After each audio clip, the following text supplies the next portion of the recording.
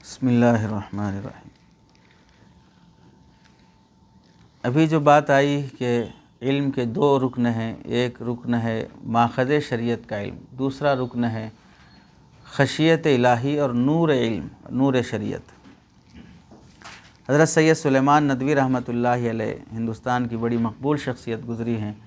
उनसे जब पूछा गया कि भाई पहले ज़माने के तलबा जो इल्म हासिल करते थे उनसे अल्लाह जो काम लिया है इस ज़माने के तलबा से वो काम नहीं हो पा रहा है, उसकी वजह क्या है? तो हज़रत ने फ़रमाया कि पहले ज़माने के तलबा वो नुक़ूश इल्म भी हासिल करते थे और नूर इल्म भी हासिल करते थे, और इस ज़माने के तलबा नुक़ूश इल्म हासिल करते हैं, नूर इल्म हासिल नहीं करते हैं, जिसकी वजह से उनसे वो काम नहीं हो रहा है जो पहले ज़माने के उलमा से काम हुआ था।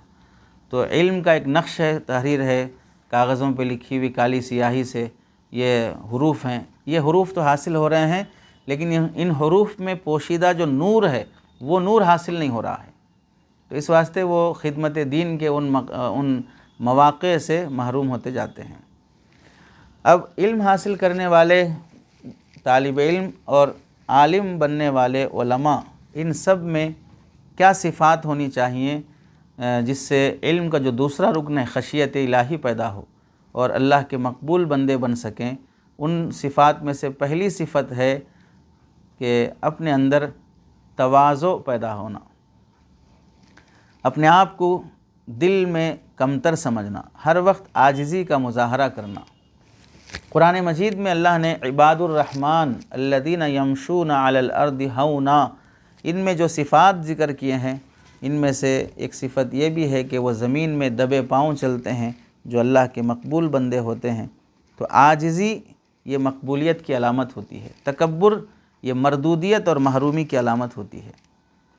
चुनांचे आप अलैहिस्सलाम ने फ़रमाया मा तवादा अहदुन लिल्लाहि इल्ला रफ़अहुल्लाह, जो बंदा भी अल्लाह की रज़ा की खातिर छोटा बनता है अल्लाह उसे ज़रूर इज़्ज़त और सरफराजी और सरबुलंदी अता करते हैं। चुनांचे आप अलैहिस्सलाम फरमाते हैं कि इन्नल्लाह औसा इलैया अन तवादउ हत्ता ला यफ़ख़र अहदुन अला अहदिन वला यबग़ा अहदुन अला अहदिन। मुस्लिम शरीफ की रिवायत है कि अल्लाह ने मुझ पर यह वही भेजी है कि आजिज़ी इख्तियार करो, यहाँ तक कि कोई किसी के मुकाबले में ना फ़ख्र करे ना कोई किसी पर जुल्म करे। आदमी फ़ख्र भी तकब्बुर की बुनियाद पर करता है, जुल्म भी तकब्बुर की बुनियाद पर करता है। मुतकब्बिर बहर सूरत ज़ालिम होता है। हज़रत उमर बिन ख़त्ताब रज़ी अल्लाह तआला अन्हु एक दिन मेंबर पर ख़ुतबा देते हुए फ़रमाने लगे, ए लोगों तवाज़ो इख्तियार करो, क्योंकि आप अलैहिस्सलाम ने फ़रमाया मन तवादा लिल्लाहि रफ़अहुल्लाह फ़हुवा फ़ी नफ़्सी सग़ीरुन व फ़ी आयुनिन नासि अज़ीमुन। जो अल्लाह के लिए छोटा बनता है अल्लाह उसे बड़ा बनाते हैं। हज़रत जी पीर साहब रहमतुल्लाहि अलैह फ़रमाया करते थे, किसी ने पूछा बड़ा बनने का नुस्खा क्या है, तो हज़रत ने फ़रमाया छोटे बन जाओ अल्लाह बड़े बना देंगे, छोटे बन जाओ अल्लाह बड़े बना देंगे। लोग बड़े बनने की कोशिश करते हैं, छोटे बनने की कोशिश नहीं करते, इस वास्ते छोटे ही रहते हैं, बड़े नहीं बनते। छोटे बनने की कोशिश करो अल्लाह बड़े बना देते हैं। और जब बंदा छोटा बनता है फ़हुवा फ़ी नफ़्सिही सग़ीर, लेकिन छोटा अपनी नज़र में होता है, व फ़ी आयुनिन नासि अज़ीम, लेकिन लोगों की नज़र में वो बहुत मुअज़्ज़ज़ होता है। वमन तकब्बर वदअहुल्लाह, और जो तकब्बुर करता है अल्लाह उसे ज़लील कर देते हैं। तो ज़िल्लत का नतीजा क्या होता है? फ़हुवा फ़ी आयुनिन नासि सग़ीर, वो लोगों की नज़दीक, लोगों की नज़र में बहुत घटिया शुमार होता है। वह फ़ी नफ़्सिही कबीर, लेकिन ख़ुद को बड़ा समझता है। चुनांचे आपने देखा होगा ऐसे बड़े बड़े लोगों को बाज़ मरतबा उन्हीं की रियाया उनके पुतले बनाकर जूते मारती है, उनके पुतले बनाकर जलाती है, उनका स्टैचू बनाकर उस पर पेशाब करती है।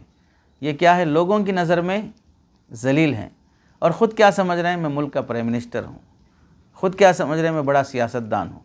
ये उसी तकब्बुर का नतीजा होता है। चुनांचे हत्ता लहुवा अहवनु अलैहिम मिन कल्बिन औ खिंज़ीरिन, वो लोगों के नज़दीक एक कुत्ते और खिंज़ीर से भी बदतर हो जाता है, लेकिन ख़ुद को बहुत मुअज़्ज़ज़ समझता है।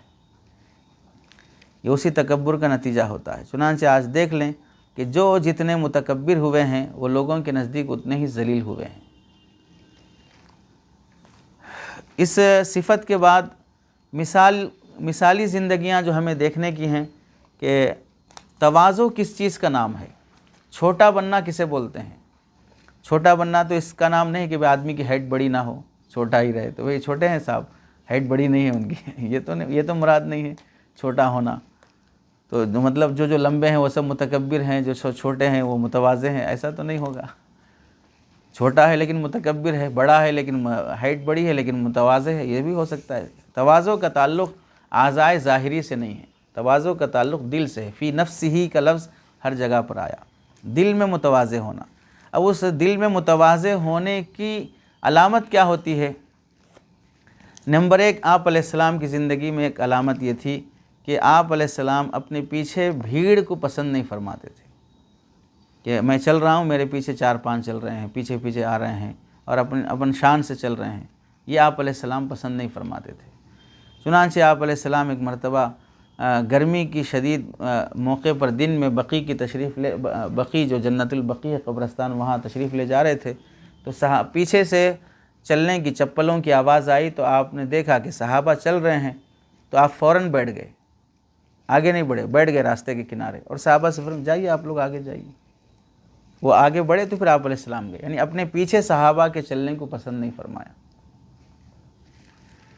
और दूसरी अलामत है कि आप अलैहिस्सलाम अपने सहाबा में से कोई बीमार होता तो उसकी इयादत के लिए ख़ुद तशरीफ़ ले जाते, किसी का इंतकाल होता तो जनाज़ा पढ़ने का एहतमाम फरमाते। अगर सहाबा में से नहीं बल्कि ग़ुलामों में से कोई दावत देता खाने की, तो छोटे मोटे आदमी की दावत भी कबूल कर लेते। और 5वीं अलामत ये लिखी गई है कि सवारी शान वाली सवारी ज़रूरी नहीं है, मामूली दराज गोश गधे पर भी सवार हो जाना आपके लिए कोई आर की बात महसूस नहीं होती थी। चुनांचे ग़ज़वा खैबर, ग़ज़वा बनु कुरैज़ा के मौके पर आप अलैहिस्सलाम ऐसे घोड़े पर सवार थे जिसकी नकील खजूर की रस्सी की थी और उस पर खजूर की छाल बुनी हुई थी, जो बहुत मामूली लगाम शुमार होती है। तो ना घोड़ा सही है ना घोड़े की लगाम सही है, फिर आप अलैहिस्सलाम उस पर सवार होकर चल रहे हैं, कोई ऐब की बात नहीं है। भारी सवारी है तो चलेंगे, नहीं तो नहीं चलेंगे, ये अंदाज़ आप अलैहिस्सलाम का नहीं था। मतलब ये है कि इसको सुनकर ऐसा नहीं कि भाई अब कोई भी आलिम को बुला रहे तो गधे पे बुला रहे, घोड़े पे बुला रहे, साइकिल पे बुला रहे, रिक्शे में बुला रहे, ये मुराद नहीं है। वो जिस वक्त ज़रूरत पड़े, ज़रूरत के मौके पर वो रिक्शे में भी बैठ जाएंगे, पैदल भी चले जाएंगे, वो गधे पे भी बैठेंगे, वो अपने हिसाब से तवाज़ो करेंगे। आप उनकी तवाज़ो का इम्तिहान लेने के मुकल्लफ़ नहीं हैं, ये मुराद है। भाई हमारे असलाफ़ कैसे रहते थे, रसूलुल्लाह सल्लल्लाहु अलैहि वसल्लम कैसे रहते थे, रसूलुल्लाह सल्लल्लाहु अलैहि वसल्लम कैसे रहते थे। आपकी ज़िंदगी को अपने लिए देखो, आप अलैहिस्सलाम की ज़िंदगी को दूसरे के लिए मत देखो। आप अलैहिस्सलाम जैसे आपके रसूल हैं वैसे उसके भी रसूल हैं, वो भी देखेगा, अपने लिए देखेगा। आप अपने लिए देखो, आप रसूलुल्लाह को अपने लिए नहीं देख रहे हैं, दूसरे के लिए देख रहे हैं। तो अब माहौल जो भी मुसीबत वाला है कि उलमा की शान, उलमा की ठाट, उलमा का जो कुछ भी रहन सहन देखने के बाद जो लोग बोलते हैं ना भाई हमारे असलाफ़ कैसे रहते थे, जो लोग बोलते हैं उनसे बोले हमारे असलाफ़ कैसे रहते थे, आपने देखा है तो आप में दिख रहा है वो कि हमारे असलाफ़ कैसे रहते थे। तो हमारे असलाफ़ को आपने देखा भी तो अपने लिए नहीं देखा, दूसरे के लिए देखा, तो फिर क्या देखा? बेवकूफ़ हैं आप, अंधे हैं, देखा ही नहीं कुछ भी, अपने लिए नहीं देखा आपने, तो फिर मतलब है कि आपने अपने लिए देखा ही नहीं, तो आप नाबीना हैं, अपने लिए देखते आप पहले।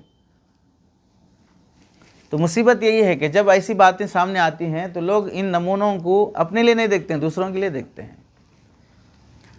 हज़रत अब्दुल्लाह बिन अब्बास रज़ी अल्लाह तआला अन्हुमा फरमाते हैं कि आप अलैहिस्सलाम ज़मीन पर बेतकल्लुफ़ बैठ जाते थे और ज़मीन पर बैठकर खाना खा लेते, उसमें कोई आर की बात नहीं। बकरियों का दूध खुद निकाल लेते। इसमें बताना क्या है? अपना काम खुद कर लेना कोई तकब्बुर की बात नहीं है, तवाज़ो के ख़िलाफ़ नहीं है, अपना काम खुद कर लेना चाहिए। तो बकरी का दूध खुद निकाल लेना, ज़मीन पे बैठ जाना, अपना जूता फटाओ तो ख़ुद सी लेना, कपड़ा फटाओ तो ख़ुद सी लेना, ये सब अलामात होती हैं कि बंदा मुतवाज़े अपना काम खुद कर ले रहा है। यहाँ पर भी वही बात आएगी कि भाई मिसाल के तौर पर उस्ताज़ है या शेख है तो उनसे बोले नबी अलैहिस्सलाम तो अपना काम खुद कर लेते थे, आप हमसे पानी मंगा रहे हैं, हमसे फ़लाँ मंगा रहे हैं, फ़लाँ कर रहे हैं, हम नबी को अपने लिए देख रहे हैं, आप नबी को अपने लिए देखिए। आप अलैहिस्सलाम की खिदमत में हज़रत अनस रज़ी अल्लाह तआला 10 साल खिदमत में रहे, तो अपने खादिम भी रखा है। हज़रत ज़ैद रज़ी अल्लाह तआला आप अलैहिस्सलाम के आज़ाद करदा ग़ुलाम रहे हैं, तो आपने उनसे भी खिदमत ली है। तो जाहिर सी बात है नबी को देखने की जहतें मुख्तलिफ होती हैं।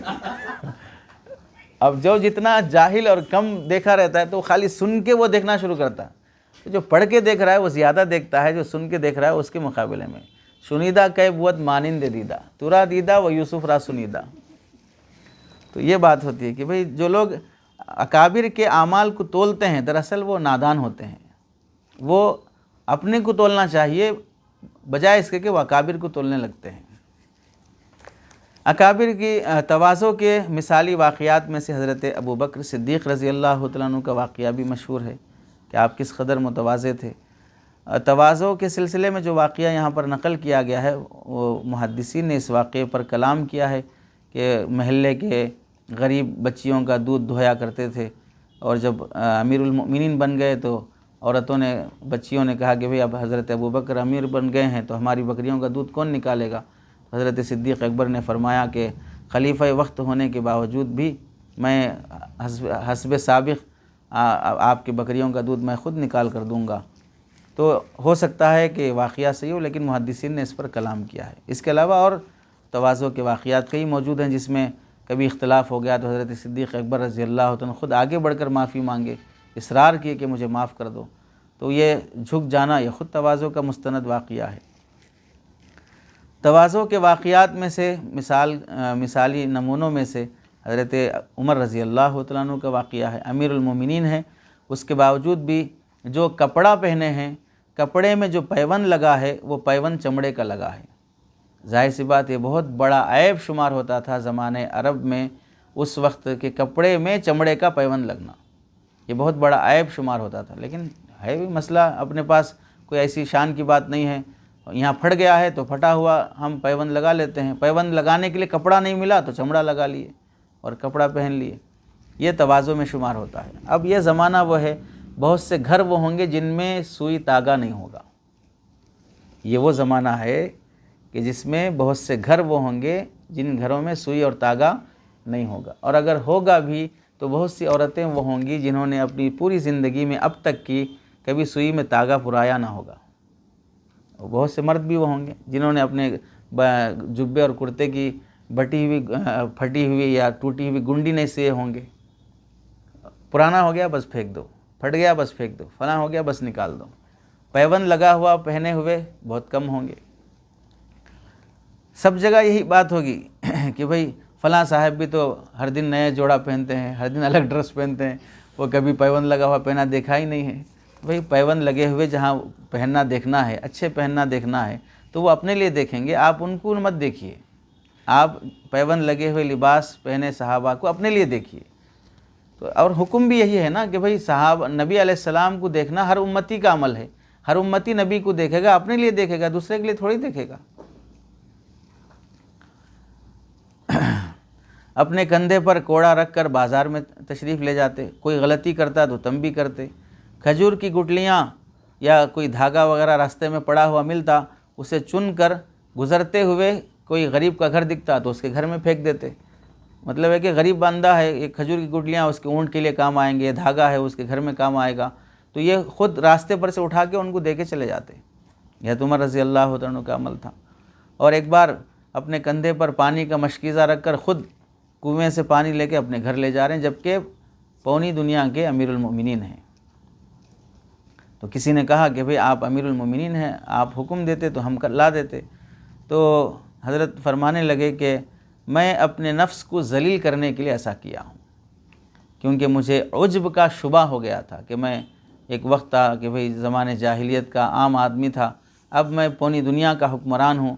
ये थोड़ा सा पैदा होने का शुबा हो गया था, तो अपने आप को ज़लील करने के लिए वो काम किया जो एक ग़ुलाम करता है, क्योंकि पानी लाकर पहुँचाना ग़ुलामों का काम था माजी में। तो ये कर लेना तवाज़ो पैदा करने के तरीक़े होते हैं। तो अपना कोई साथी बोला कि भाई मुझे थोड़ा पानी दे दो, तो उठ के दे देने में कोई मसला नहीं है, लेकिन बोलना नहीं चाहिए साथी को पानी दे दो, ख़ुद ले लेना चाहिए। कोई दे दे तो, कोई देने के लिए कहे तो दे देना चाहिए। तो उसका पानी लाकर दो कहना ये उसके तवाज़ो के ख़िलाफ़ है। बोलने के बाद लाकर दे देना ये इसका आइन तवाज़ो है। हज़रत उमर रज़ी अल्लाह तआला के बारे में ही लिखा है के मुल्क शाम जब तशरीफ़ ले गए तो रास्ते में एक नहर पार करना था और बेतकल्लुफ़ अपनी सवारी से उतर गए और मोज़े उतार कर हाथ में ले लिए और ऊँट की नकील पकड़ कर नहर पार कर गए। यानी एक अमीरुल मोमिनीन है, उतर कर नहर पार कर रहे हैं, ऊँट पर बैठे बैठे ऐसे ही नहर पार नहीं कर रहे हैं। तो ये मंज़र देखकर हज़रत अबू उबैदा रज़ी अल्लाह तआला ने फरमाया कि भाई आप अपने जूते निकालने के बाद, ग़ुलाम है बोलते भाई मेरे जूते उठा लो, ऊँट की नकील पकड़ो, तुम वहाँ हो, मैं उधर से पार होकर आता हूँ। ऐसा भी हो सकता था, लेकिन सब आपने ही कर लिया। तो है तो अबू उबैदा रज़ी अल्लाह तआला ने फरमाने लगा, अमीरुल मोमिनीन आज आपने बड़ा हैरतनाक अमल किया है कि इस वक्त का हुक्मरान और बादशाह और ऐसा काम कर रहा है, यानी ख़ुद अपना काम कर ले रहा है।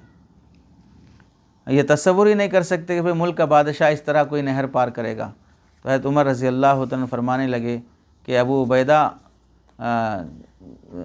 अमलन तो ऐसा किया कि उनके सीने पर उंगली इस तरह चुभो कर फरमाया कि काश कोई और ये बात कहता, यानी तुम बड़े आदमी हो, तुमसे ऐसी बात की तवक्को नहीं थी। ये हमारे लिए क्या बड़ी बात है कि भाई हम खुद अपने चप्पल उठा लें, अपने ऊँट की नकील खुद पकड़ लें, क्या हमारे लिए बड़ी बात है? इसमें इज़्ज़त थोड़ी हमारी है। हमें तो इज़्ज़त इस्लाम की वजह से है। हम मुसलमान हैं, बस मुअज़्ज़ज़ हैं। हम अपने जूते उठा लो, ऊँट की नकील पकड़ लो, हम ज़लील हो जाएंगे, इसमें ना हमारी ज़िल्लत है ना हमारी इज़्ज़त है। इज़्ज़त तो हमारी असल इस्लाम में है, वो हमें मिल चुकी है, बस ख़त्म। हज़रत उस्मान रज़ी अल्लाह तआला अन्हु अपने वक्त के खलीफा होने के बावजूद मस्जिद नबवी की तोसी ख़ुद किए हैं और अपने वक्त के बड़े खलीफा भी हैं। आप अलैहिस्सलाम की 2 बेटियां निकाह में मौजूद थीं, दामाद रसूल हैं, लेकिन मस्जिद नबवी की सहन में जहाँ कंकरियाँ बिछी रहती थीं, उस ज़माने में ना कालीन थे, ना ऐसे पत्थर थे, टाइल्स थे, फलां थे, बिल्कुल ज़मीन पथरीली ज़मीन है। वक्त का अमीरुल मोमिनीन है, मस्जिद नबवी का इमाम है, इतने फ़ज़ाइल हैं, ऐसे ही नीचे ज़मीन पे लेट जाते थे। जब सो कर उठते तो पूरे जिस्म को मिट्टी लगी हुई होती थी और कंकरों के निशानात पड़े रहते थे और लोग बोलते थे भाई ये अमीरुल मोमिनीन है, देखे कैसे सादे अंदाज से रहते हैं। हज़रत अली रज़ी अल्लाह तआला अन्हु बाज़ार से घर गोश्त ख़रीद कर अपनी चादर में रख कर लाते थे। तो साथी बोलते भाई आप हमें दे दें, हम पहुंचा देंगे आपके घर को। तो फरमाते थे नहीं, जिसका सामान है वो ज़्यादा हक़दार है कि अपने सामान को ख़ुद उठाए। ये वाक़ियात इसलिए सुनाए जाते हैं कि भाई हमारे अंदर भी ये कैफ़ियत पैदा हो कि खिदमत लेने का जज्बा अभी से ना आए, जवानी से ही बुढ़ापा के आसार और बुढ़ापे के अहकाम हम पर लागू ना हो कि भाई खुद जवान है लेकिन अपना काम खुद करने वास्ते परेशान हो रहे हैं, अपनी प्लेट खुद नहीं धो रहे हैं, अपने कपड़े खुद नहीं धो रहे हैं। हम उन असातिज़ा से भी कहते हैं जो जवान है, बल्कि अपने इदारे में उसूल यही है कि तलबा से जिस्मानी खिदमत लेना की इजाज़त नहीं है, जो लेते हैं वो उसूल के ख़िलाफ़ करते हैं। इस वास्ते हम उन असातिज़ा की भी तंबीह करते हैं जिनके बारे में मालूम होता है कि वो तलबा से जिस्मानी खिदमत लेते हैं, क्योंकि जवानी की अभी उम्र है ही नहीं कि भाई आप खिदमत ले सकें। अब तालिब इल्म होते हुए खिदमत ले रहा है तो और अफसोस की बात रहेगी। हज़रत सलमान फ़ारसी रज़ी अल्लाह तआला अन्हु मदाइन के गवर्नर थे। तो एक शाम से आने वाला शख्स आया जिसके पास भूसे का गठरा पड़ा हुआ था, भूसा अपने कपड़े में लपेट के उसका गट्ठर बना के उठा के ला रहा था। हज़रत सलमान फ़ारसी रज़ी अल्लाह तआला अन्हु बहुत सादे सीधे लिबास में, अरबी लिबास ने अजमी लिबास में नज़र आए। अरबी लिबास जैसे वो शाया वगैरह पहनते हैं, जुब्बा पहनते हैं, शायद उस किस्म का होगा। अजमी लिबास जैसे इस तरह के आज पहने हुए हैं, तो किसी भी तरह का रहा होगा बहरहाल। तो वो समझा कि भाई ये कोई आम आदमी है, अरब का नहीं है। तो वो पुकार कर कहा कि भाई थोड़ा मेरा सामान उठा लो, मज़दूर समझा, हालांकि वो जिस शहर में आ रहा है उसी शहर का गवर्नर है। तो आप समझो कि कितने सादे अंदाज से वो रहे होंगे। वह सलमान फ़ारसी रज़ी अल्लाह तआला अन्हु सामान बिला तकल्लुफ़ उठा के लेके चलने लगे उसके साथ। जब शहर में दाखिल हुए, लोगों ने देखा कि भाई वक्त का गवर्नर है, वो इसका भूसे का गट्टर उठा के ला रहा है। तो उसने कहा अरे ये तो गवर्नर साहब हैं, ये तो अमीरुल मोमिनीन हैं, जिसको तुमने अपना सामान चिपकाया है। तो हैरान हो गया, भाई माफ़ी मांगने लगा, पैर पड़ने लगा, हज़रत माफ़ कर दीजिए, मुझे पता नहीं था, फला नहीं था। सलमान फ़ारसी रज़ी अल्लाह तआला फरमाए कोई बात नहीं, मैं तुम्हारी क़ियामगाह तक पहुँचा कर ही तुम्हारा सामान तुम्हारे हवाले करूँगा। तो आप ये देखें कि कैसे इन सहाबा इकराम की तवाज़ो रही। अमीरुल मोमिनीन का ये आलम। अब हाल ये है कि भाई मस्जिद के खादिम को कचरा उठा बोले तो वहाँ घूर के देखता हो, रखे जिससे कचरा उठाने वास्ते, ये हाल है। जानबूझ के तमाशे करते रहते लोग। फर्स्ट फ्लोर का उठा लेंगे, सेकंड फ्लोर का नहीं उठाएंगे। ऐसी बदमाशी करते, किस कदर तकब्बुर है। हैसियत क्या है देख लो, तो तुमको रखे कचरा उठाने वास्ते और तुम एटीट्यूड दिखा रहे हो। तो यही मिसाल हुई ना उन फुन फिल्मा इस्तुन फिस समा बोलते, ये हालत रहती है ऐसे लोगों की। सैयदना हज़रत अब्दुल्ला बिन सलाम रज़ी अल्लाह तआला अन्हु बनी इसराइल यानी यहूद के बड़े आलिम दीन हैं। ईंधन का गट्टर उठाए हुए अपने बागीचे से निकले। लोग उन्हें देखकर बोले कि भाई आप अपना काम किसी लड़के या ग़ुलाम से करा लेते। तो फरमाने लगे मैं अपने दिल को आज़मा रहा हूँ, मैं अपना काम खुद कर लूँ तो दिल पर कुछ बार तो नहीं गुज़र रहा है। अगर बार नहीं गुज़र रहा तो मेरा दिल पाक है, साफ़ है। अगर बार गुज़र रहा है तो मेरे दिल को इस्लाह की ज़रूरत है। तो वो ख़ुद वो इस बात के मुस्तहिक़ थे कि अपनी इस्लाह खुद कर लें, और इस बात का उनको हक़ भी था, या इस बात के वो माहिर भी थे कि भाई मेरा दिल क्या सोच रहा है, मेरे अंदर क्या शुबा हो रहा है, मेरा नफ्स क्या कह रहा है। वो समझते भी थे और अपनी इस्लाह खुद कर लेते थे। अब ये ज़माना ऐसा नहीं कि भाई हम खुद अपनी इस्लाह कर सकें, हमको अपनी इस्लाह के लिए किसी न किसी की जूतियाँ सीधी करना पड़ेगा। ख़ानदान नबूवत के चश्म चराग़ हज़रत सैयदना अली इब्नुल हसन हुसैन बिन ज़ैनुल आबिदीन, अली इब्नुल हुसैन ज़ैनुल आबिदीन रहमतुल्लाहि अलैह वफ़ात हुई। गुस्ल देने वालों ने आपकी कमर पर काले काले गट्ठे देखे तो घर वालों ने पूछा भाई ये निशानात कैसे हैं, ये तो मज़दूर के पीठ पे होते हैं जो थैला वगैरह उठाने से होते हैं। तो लोगों ने बताया कि ये उन आटों की थैलियों के निशानात हैं जिन्हें हज़रत ज़ैनुल आबिदीन रात के वक्त कमर पर उठाकर ख़ुद मुस्तहिक़ीन और बेवा घर की औरतों तक पहुँचाया करते थे। ये उसके निशानात हैं जो मदीने मुनव्वरा के फ़कीरों में ख़ुद रात के अंधेरे में ले जाके तकसीम करते थे। तो एक तो सखावत भी मालूम हुई, हुस्न अखलाक मालूम हुआ, गरीबों से की हमदर्दी मालूम हुई, और फिर उसके साथ साथ काम खुद कर लेना ये ख़ुद भी मालूम हुआ। खिदमत खुद करना बज़ात खुद, वो भी किसकी, गरीबों की, बेवाओं की, महल्ले के मोहताजों की। अब बेटा बाप की करने तैयार नहीं है, शागिर्द उस्ताद की करने तैयार नहीं है, मुरीद अपने शेख की करने तैयार नहीं है, तो फिर इन लोगों को क्या मुँह दिखाएगा कल। हम तो उन लोगों की कर रहे थे जिससे कोई एहसान की उम्मीद भी नहीं थी हमें, जिनसे कोई बदले की उम्मीद भी नहीं थी हमें, और जिनसे सारे एहसानात लेकर भी हाल है कि भी उनकी खिदमत से जी चुराते हो, तो फिर क्या नसीब होगा। हज़रत उमर बिन अब्दुल अज़ीज़ रहमतुल्लाहि अलैह खलीफ़ा राशिद शुमार होते हैं। एक रात कोई मेहमान बना इनके पास, चिराग की रोशनी में कुछ लिख रहे थे, इतने में चिराग बुझने लगा, तेल डालने की ज़रूरत थी। तो मेहमान ने कहा कि लाइए मैं इसको ठीक कर देता हूँ, यानी तेल वगैरह डाल के बत्ती सही कर देता हूँ। तो उमर बिन अब्दुल अज़ीज़ रहमतुल्लाह ने फरमाया कि मेहमान से खिदमत लेना अच्छी बात नहीं है। मेहमान ने अर्ज़ किया कि भाई फिर किसी ग़ुलाम को आवाज़ दे दें, वो चिराग दुरुस्त कर लेगा। फरमाया नहीं, अभी तो सोने का वक्त हो गया, तो ग़ुलाम सो रहा है, उसको क्यों डिस्टर्ब करें। ख़ुद उठे, शीशी से तेल लाया, फिर चिराग खोला, उसमें तेल डाला, बत्ती सही की। तो मेहमान ने ताज्जुब से कहा कि अमीरुल मोमिनीन, आप बादशाह होते हुए इतना छोटा काम खुद कर ले रहे। तो हज़रत उमर बिन अब्दुल अज़ीज़ रहमतुल्लाह ने क्या बेहतरीन जवाब दिया, मैं जब यहाँ से उठा तो भी मैं उमर था, लौटा तो भी उमर था, चिराग दुरुस्त किया तो भी उमर हूँ, मेरी उमर होने की शान में कोई कमी नहीं आई चिराग दुरुस्त करने से। क्या इज़्ज़त जाएगी, मेरा काम मैं खुद कर लिया। तो लोग खिदमतों में अपनी हैसियत को तोलते हैं, मतलब है कि कम हैसियत के हैं वो लोग। वो ख़ुद महसूस कर रहे हैं कि मैं काम करूँगा तो छोटा हो जाऊँगा। तो पता है कि आप अपने अंदर वो महसूस नहीं कर रहे हैं कि मैं किसी दर्जे का हूँ बोल के, इस वास्ते अपना काम खुद करने तैयार नहीं। इमाम आज़म अबू हनीफ़ा रहमतुल्लाहि अलैह की तवाज़ो का अंदाज़ा लगा सकते हैं अहले इल्म के लिए कि भाई आपके वालिदा मोहतरमा कोई मसला पूछना चाहती तो इमाम साहब मसले का हुक्म बता देते, लेकिन आपकी वालिदा को इत्मीनान नहीं होता था। अब कोई गैर मुखल्लिद कहे कि भाई अरे तुम जिस इमाम को मानते हो उनकी अम्मी उनको नहीं मानती थी और तुम मानने लगे सब। आगे सुन लो पूरा, उसके बाद फिर समझ में आएगा, जवाब समझ में आ जाएगा। तो एतराज़ तभी करते हैं ना कि आप पूरी बात नहीं सुनते या समझते नहीं हैं। मसला यही है कि इन बेचारों ने पूरी बात नहीं समझी तो इस वास्ते एतराज़ करते हैं। तो इमाम अबू हनीफ़ा रहमतुल्लाह अलैह उस ज़माने के दो लोग थे, एक है ज़ुरआ क़ास, क़ाफ अलिफ सौद, तो उनकी बात मानती थी। चुनांचे इमाम अबू हनीफ़ा रहमतुल्लाह अलैह उनके पास ले जाते और वालिदा मोहतरमा उनसे मसला पूछती तो हज़रत ज़ुरा फरमाते कि भाई आप ख़ुद ही बड़े आलिम हैं, फ़क़ीह हैं, मैं आपकी बात सुनता हूँ, आप बता देते।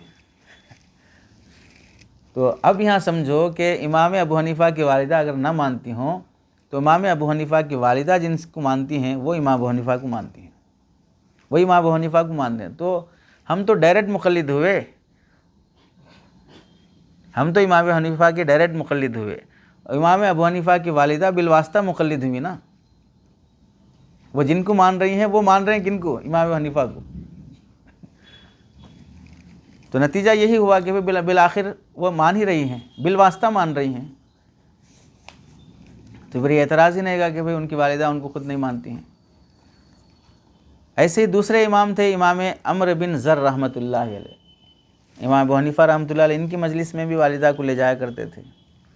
तो इमाम इब्न ज़र रहमतुल्लाह अलैह वो इमाम अबू हनीफ़ा से मसला पूछते, फिर इमाम अबू हनीफ़ा की वालिदा को बतलाते।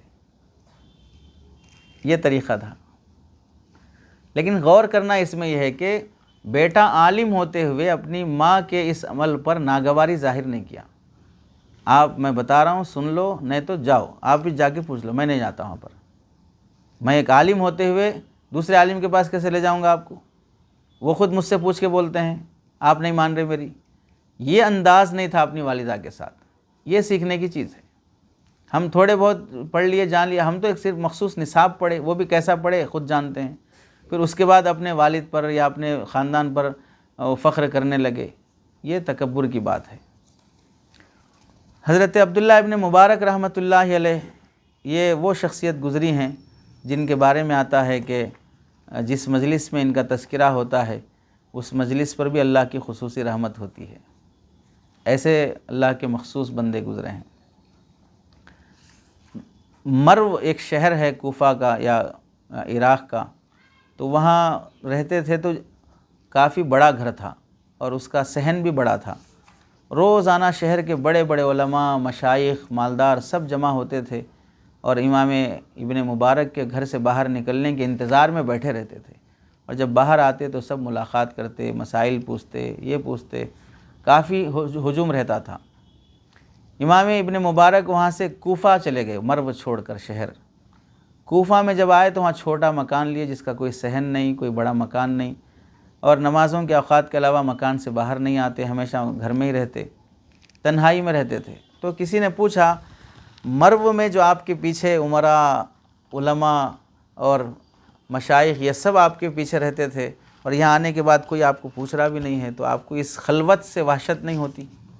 एक वो कहाँ, हमेशा एक बड़ा मजमा आपके इंतज़ार में और यहाँ पर कोई पूछने वाला भी नहीं है।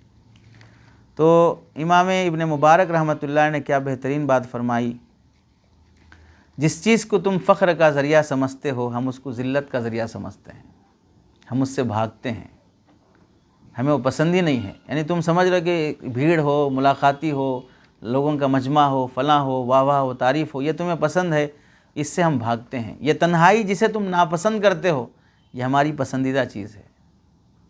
इब्न मुबारक रहमतुल्लाह अलैह ये जब मर्व में थे तो लिखते हैं कि वहाँ जब था तो जब भी पूरे शहर में कोई मसला आता, जाओ इब्न मुबारक के पास, वो हल कर देंगे मसला। जब भी कोई मसला आता तो हर कोई मेरे ऊपर डाल देता था। और यहाँ ये हाल है कि कोई मुझसे कुछ पूछने वाला नहीं है। सुना जो कूफ़ा में एक मरतबा ऐसा हुआ कि पानी पीने के लिए गवर्नमेंट की तरफ से जो नल लगे रहते हैं, उन नलों के पास लोग पानी पकड़ते हैं, पीते हैं। तो ये भी रास्ते से गुज़र रहे थे, लोग वहाँ जमा होकर पानी पी रहे थे, वो भी, ये भी इसी मजमे में घुस के पानी पी के निकले। तो कोई जानता पहचानता नहीं था, तो ये धक्कम पेल, भाई इसको आगे करो, इसको खींचो, फलां करो। इस तरह पानी के 2 घूंट पी के जब बाहर निकले तो आसमान की तरफ देखकर शुक्रिया अदा करने लगे। असल ज़िंदगी तो ये है कि ना कोई जाने, ना कोई पहचाने, ना कोई इज़्ज़त, ना कोई ज़िल्लत, अपने आप में रहें, ये कहने लगे।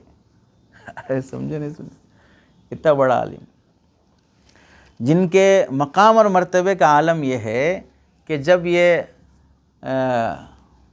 बगदाद शहर आने लगे, बगदाद शहर जब आए तो इनके आने के इल्म की इत्तला पर बगदाद शहर के लोग इनके इस्तकबाल में जो शहर खाली करके गए जाने की वजह से वो पक्की सड़कें तो नहीं थी, रोड जैसे बनता है, कच्ची धूल वाली सड़कें रहती, आदमी तेज़ चले ज़्यादा चले तो धूल उड़ना शुरू होती, इज्तिमात वगैरह के मौके पे महसूस कर सकते। तो इनके इस्तकबाल के में जो लोग गए शहर से बाहर, वो जाने की वजह से जो धूल और गुबार उड़ा है, तो खलीफा हारून रशीद समझा कि कोई लश्कर और काफ़िला आ रहा है जंग करने के लिए। तो बांदी ने पूछा कि भाई क्या हो रहा है, बांदी से पूछा, भाई इब्ने मुबारक हैं जिनके इस्तकबाल के लिए पूरा गांव और शहर से बाहर निकला इस्तकबाल करने के लिए। तो बांदी ने कहा असल बादशाहत तो ये है कि जिसके लिए बुलाया नहीं गया फिर भी इस्तकबाल के लिए निकल रहे हैं, और बादशाह कहीं जाना हो तो पहले वज़ीर भेजता है, फिर उसके लिए इस्तकबाल के लिए लोग खड़े होते हैं, खादिम भेजता है, फिर लोग खड़े होते हैं। यहाँ किसी ने बुलाया नहीं है, ना कोई बादशाहत है, ना कोई ताज है, ना कोई सल्तनत है, लेकिन लोग इतने निकले कि उसके गुबार से पूरे शहर में धूल का समा मच गया, इतना कसीर मजमा उनके इस्तकबाल में गया। उनका आलम यह है कि वो रास्ते के सरकारी नल से पानी पीकर अपने आप में बोलते हैं ये असल ज़िंदगी है। अब वैसा इस्तकबाल होना है तो ये सिफत पैदा होना, और हमारा हाल यह है कि हम चाहते वैसा इस्तकबाल हमारा भी हो, लेकिन ये सिफत पैदा नहीं होती कि हम बेनामी की ज़िंदगी से ज़िंदगी गुजारें, कोई जान पहचान कुछ भी ना हो, अपने आप में मगन रहें।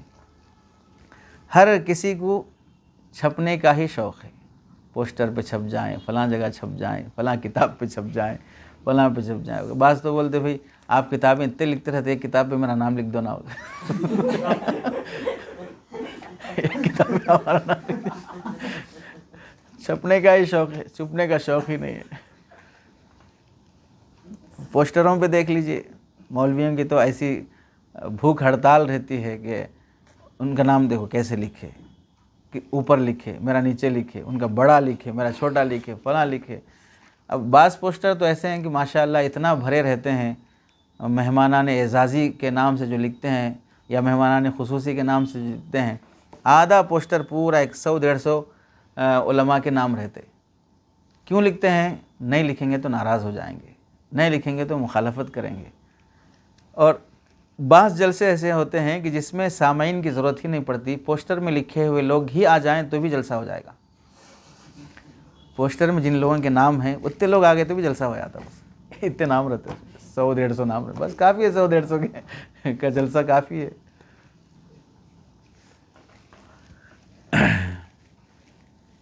इनके तवाज़ो का आलम यह था कि एक मरतबा नज़र बिन मोहम्मद अपने बेटे के वलीमे की दावत दी इनको, इमाम इब्ने मुबारक को, जो बड़े आलिम हैं अपने ज़माने के।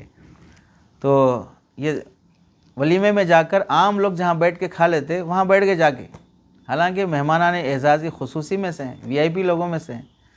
तो दाई की मेज़बान की नज़र पड़ी कि भाई आम लोगों में जाके बैठ गए, भागे भागे आए, हैरान हुए, मन्नत समाजत करे कि भाई आपका मकाम यहाँ नहीं है, आप इधर आइए, हमारे साथ बैठ के खाइए।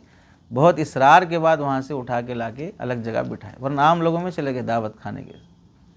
अब आज देख लीजिए, वलीमे निकाह की दावत दी जाए तो दूल्हा के टेबल का इंतज़ार, यानी तो ऐसा कि भाई हम थोड़ा दिख के आना, लोग बैठने के लिए या मुलाकात के लिए अजीब अजीब अंदाज़ इख्तियार करते हैं। तो आयशा रज़ी अल्लाह तआला अन्हा फरमाती हैं, लोगों तुम अफजल तरीन इबादत यानी तवाज़ो से बहुत लापरवाही बरत रहे हो, ये अल्लाह के नज़दीक अफजल तरीन इबादत है। उमर बिन अब्दुल अज़ीज़ रहमतुल्लाह अलैह फरमाते हैं, मैं लोगों के सामने ज़्यादा गुफ्तगू नहीं करता, इस वजह से कि कहीं लोग यह ना समझें कि फ़ख्र और मुबाहात में मुब्तला है। यानी आदमी जितना बोलता हो उतना बोलते बोलते अपनी तारीफ़ में आ जाता हूँ, मेरी आदत ऐसी नहीं है, मेरा मिजाज ऐसा नहीं है, मैं ये पसंद नहीं करता, मेरा वैसा नहीं होता, मैं बोल के आदमी बोलना शुरू कर लेता। इसलिए मजमू में असल ज़ुहद ये नहीं है कि आदमी जलवत में ज़ुहद दिखाए, तक़वा दिखाए। असल ज़ुहद और तक़वा है कि आदमी खलवत में दिखाए। इसीलिए सैयदना अब्दुल कादिर जिलानी रहमतुल्लाह अलैह फरमाते थे, आमाल वो नहीं है जो तुम जलवत में करते हो, आमाल वो है जो असल तुम खलवत में करते हो। तुम तन्हा होते हो तो क्या करते हो ये देखो, यही तुम्हारी असली ज़िंदगी है जो तुम तन्हाई में करते हो। जलवत और मजमू में जो रहती है वो तुम्हारी असली ज़िंदगी नहीं है, वो मजबूरी की ज़िंदगी है, आसपास के लोग देख रहे हैं इस वास्ते मुझे ऐसा रहना पड़ता है। खलवत की ज़िंदगी असल ज़िंदगी है जो तुम अपनी असली हालत पर रहते हो उस मौके पर, और असली हालत में तुम दरिंदे बने हुए हो कि कभी ये गुनाह, कभी वो गुनाह, कभी ये मासियत। इमाम शाफ़ी रहमतुल्लाह अलैह फरमाते हैं, तवाज़ो लोगों के दिलों में मोहब्बत का बीज बोती है। जो जितना मुतवाज़े होता लोग उसे उतना पसंद करते हैं, जितना मुतकब्बिर होता लोग उससे उतना ही नफ़रत करते हैं। और क़िनाअत बेहतरीन राहत का ज़रिया है, जो है उस पर इक्तफ़ा कर लेना, इसमें असल राहत है। उम्मीद और हिर्स और लालच ये इंसान को परेशान करके रख देती है, उम्मीद ही नहीं लगाना किसी से। तो मकबूलियत की सिफ़ात में से एक सिफ़त है आदमी छोटा बनकर चलना। ये सिफ़त अपने अंदर पैदा करने की कोशिश हो। ये तो इस मज़मून का आधा हिस्सा आप हज़रात को सुनाया गया, बाकी आधा हिस्सा अगली नशिस्त में सुनाएंगे कि हमारे अकाबिर और असलाफ़ कैसे बड़े बड़े आलिम होने में। हम फारिग होकर क़ासमी लक़ब रखते हैं, तो देखो भाई क़ासमी इमाम नानोतवी कैसे थे, जिस क़ासिम के नाम पर क़ासमी हो तो वो कैसे थे देख लो। ऐसे ही नकाबिर की ज़िंदगियाँ कि वो कैसे तवाज़ो से रहते थे। अल्लाह हम सब को ये सिफ़त नसीब फ़रमाए।